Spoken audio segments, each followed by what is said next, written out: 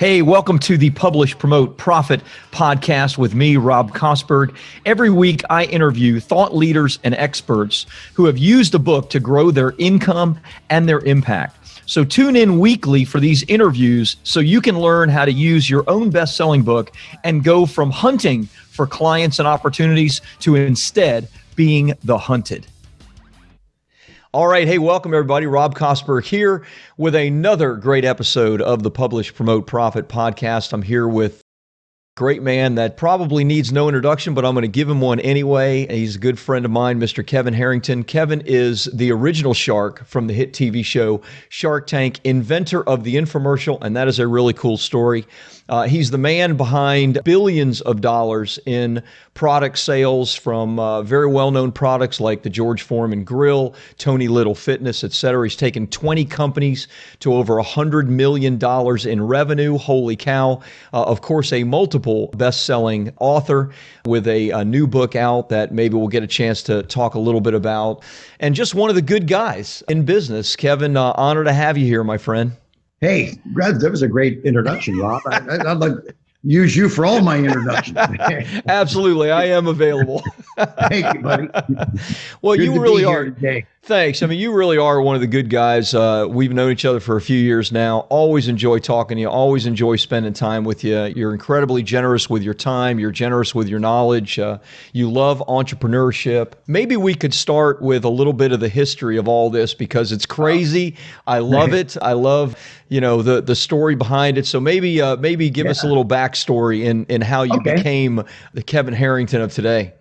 Okay, super. So I'm going to go all the way back. I'm one of 6 kids, and my father was a bartender, and he said to me one day, "Hey, I'm not going to be a bartender all my life because I've saved up enough money to open up Harrington's Irish Pub." So at 11, I was working inside his first bar, and he ended up becoming a restaurateur. But he would teach me different things, not just go wash the dishes, Kevin. It was like, Let me show you where the income flows are coming in, the food side and the liquor side and all the different workings of the business. So finally, when I turned 15, he said, time for you to start your own business. So I started a driveway sealing business in high school. And then when I got to college, of course, he was saying, so you're the number 4th child of our family, and I'm not paying for your college, so you need a business to pay for it, right? Nice. So here I was, 18 years old. I needed a full-time business. I had to pay for my education, my school, my books, my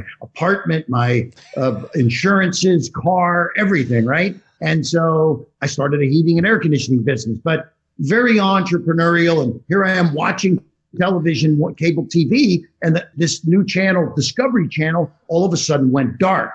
There was 6 hours of darkness. And I called the cable company and I said, I ordered cable to get television, not darkness. What's the problem? They said, Discovery is only an 18-hour-a-day channel. It's brand new. They don't have a budget for 24 hours a day. So I said, well, what are you going to put in the other 6 hours? They said, we're putting nothing in those 6 hours. We're just going to put some bars up across the television. So that's when the light bulb went off. And I said, I'm going to fill that time. I was fortunate. I ran into a guy at the Philadelphia home shows cutting through a Coca-Cola can with a knife, the Ginsu. And what a pitch. I cut a deal with him to put him on TV. And his name was Arnold Morris. And we started in the kitchen categories, and we were doing knives and then woks and then mixers and then juicers with Jack LaLanne. And then Arnold said, "Kevin, would you like to meet some of my friends?" I said, "What do you mean?" He said, "Well, I've got a friend, Billy Mays, and he's a pretty good pitch man." Okay. So we started down the path with Billy Mays and John Parkin and Sandy Mason and Wally Nash, doing dozens and dozens and all of a sudden hundreds of infomercials filling the airwaves. But we also took them international. We went to London. We went to Jeddah, Saudi Arabia, Sao Paulo, Brazil, Tokyo. We were in 100 countries. We had a public company on the New York Stock Exchange doing $500 million a year in sales. And it was just a really powerful entrepreneurial experience for me, such that ended up getting this phone call from Mark Burnett eventually. But there's a little story about why that call came in, and I can tell you about that. But I wanted to finish sort of my history though. So that's how I came to be, and today still do some of the same things, but a little less product oriented, a little more on the mentoring, consulting, sitting on boards side of the business now. Yeah.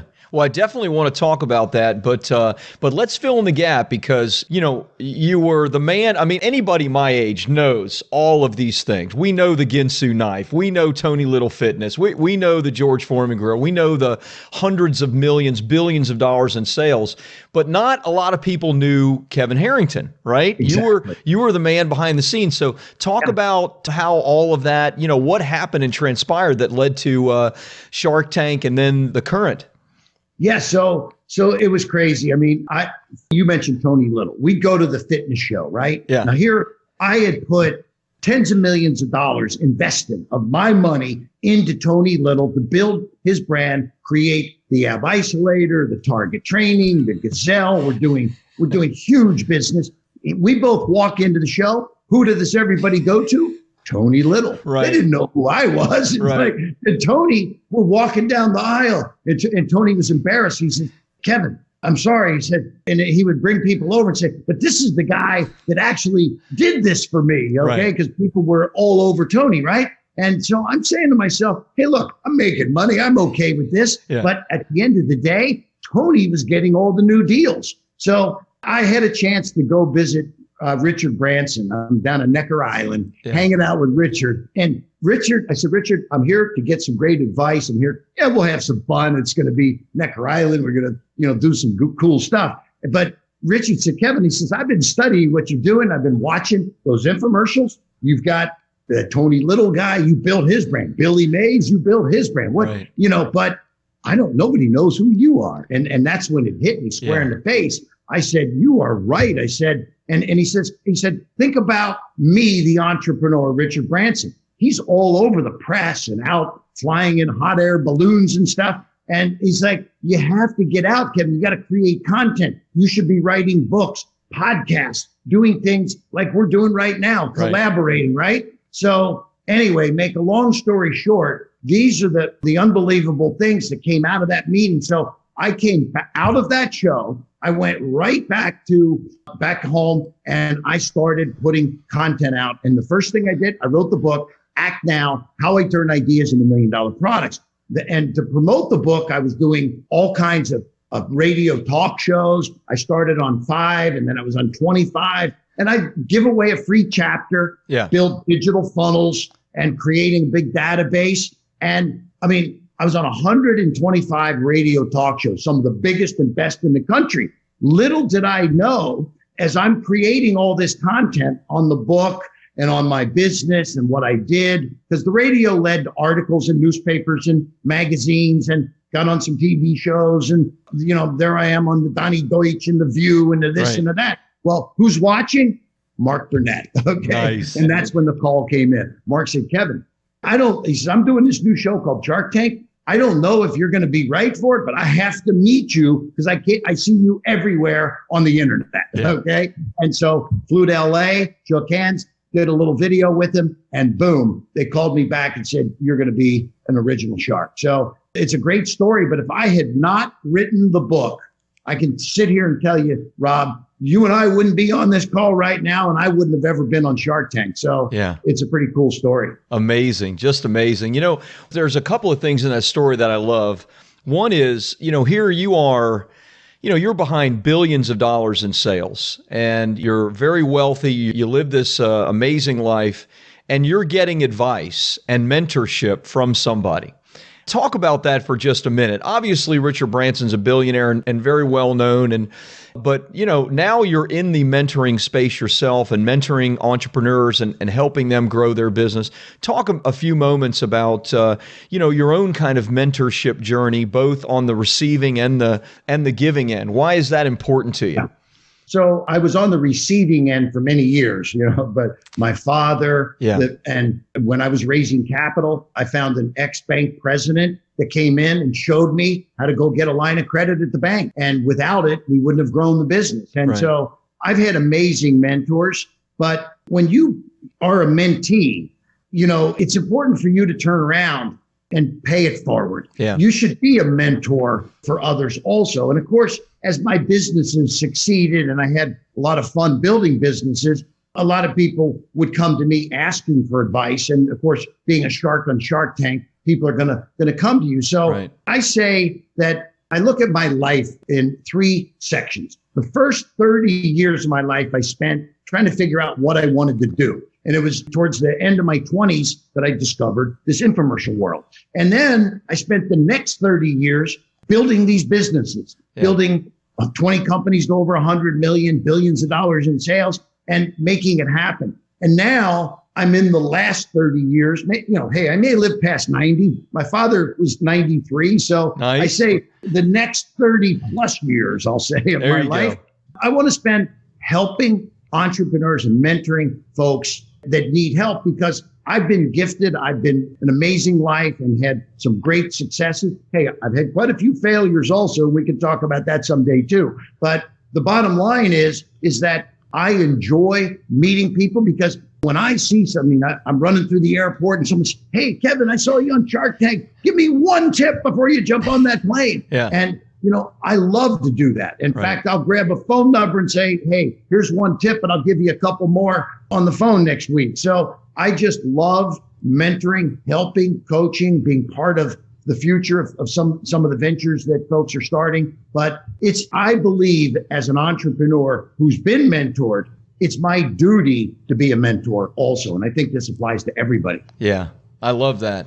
Maybe that's a good segue into your newest book, because your newest book is about coaching, mentoring, that kind of thing. Talk to me about your newest book, what you hope to see happen with that book, what you're growing with that book, that sort of thing. Here it is. Yeah, so it's called Mentor to Millions, right. And Mark, Tim, and I are co-authors. Mark's is a great man that is really, he and I were both mentored by Zig Ziglar. And nice. that's another mentor that I had in mindset shift and sales training. Zig wrote the book, Secrets of Closing the Sale. So Mark and I got together, and this is a journey. I mentor Mark through the journey of Mentor to Millions. And there's a magical transformation. And the book is about mentoring. It's about how to find a great mentor, but also how to be the mentor's best student, because just finding a mentor, that's step one. If you're not a good student, that mentor may not want to be your mentor anymore. Right. And so,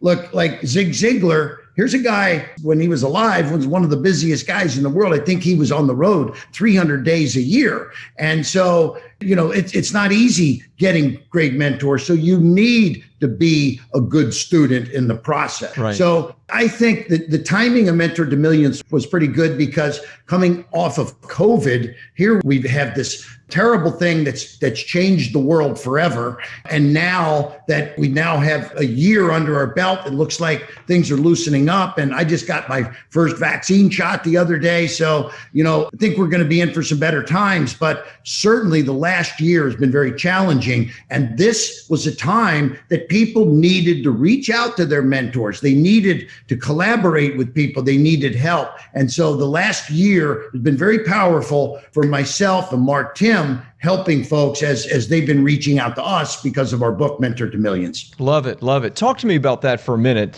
What is your coaching programs? What are the programs that you offer to entrepreneurs? What does that look like in general? Is it with you and Mark? Do you have your own things as well that you're doing? Yes. So we actually have various programs that we work with entrepreneurs on. One of the courses that we have, it's called How to Become a Key Person of Influence. And when you become a key person of influence, this is kind of what happened to me when I met Richard Branson. I was an infomercial guy, but I wasn't a key person of influence. And so what I had to do was the steps that were necessary to raise my profile, to become become branded in a way, to productize myself by coming out with coaching programs. And so becoming a key person of influence is a 7-step process. And writing books and raising your profile is one of those steps. And it's a powerful step. And it's the step that changed my life. But there's also other steps. So becoming a key person of influence is one of our programs. We also have a program on raising capital because I mentioned one of my mentors back in the late 80s, and I'm going back, 30 plus years ago, he came in and I had been turned down by 5 banks. And he said, I'm going to show you how to get $3 million from one of the banks that turned you down. Wow. And I said, that would blow me away.